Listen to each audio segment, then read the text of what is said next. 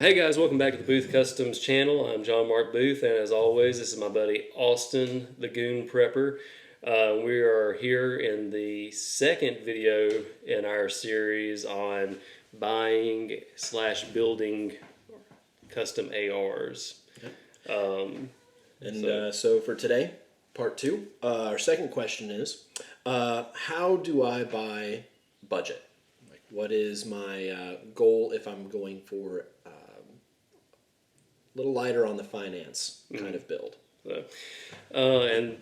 So my thoughts on that, there are three parts of the AR that you can do budget, but you definitely don't want to scrimp on.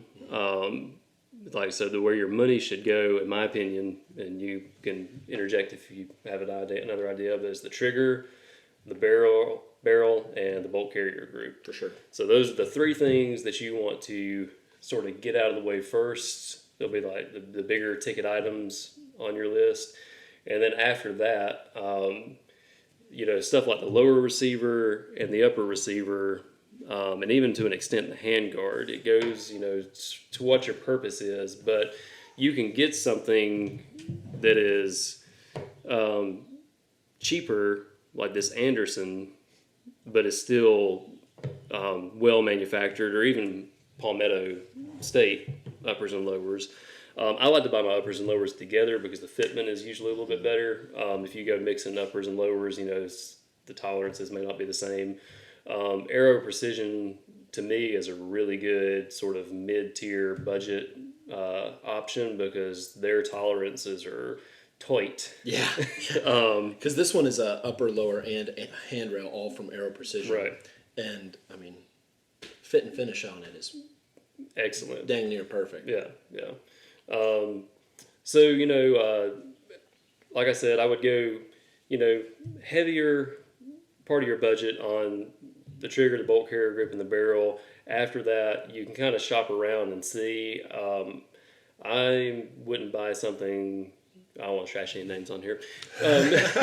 Cheaper is not always better. Talk to people reach out to somebody like us to ask questions. We're always glad to answer questions about that. And then, use that to make your judgment on the other parts of your rifle, and always consider the purpose you're building your rifle for. Because if I'm just going to go out plinking on the range with this one, I don't necessarily need the mega handguard that's on that one, right. Which is perfect for this purpose rifle. But for this one, it would just be more weight than I needed. Like this one's just supposed to throw it in the truck, go shoot it.